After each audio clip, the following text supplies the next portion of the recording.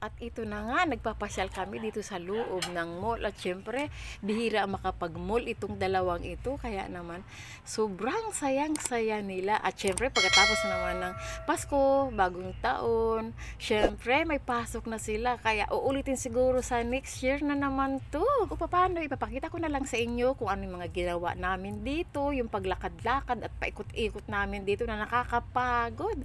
Kaya naman yung papa ni Gab ay nagre-reklamo na. Tapos, ayan, naghiya na sila ng pagkain. Siyempre, yun ang pinakagusto nila. At nagugutom na naman ang mga ito.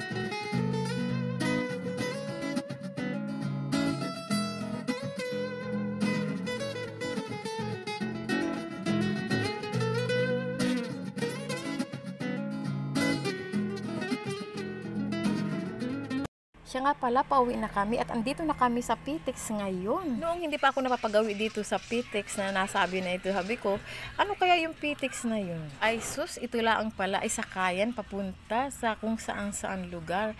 Istasyon pala ito ng mga bus.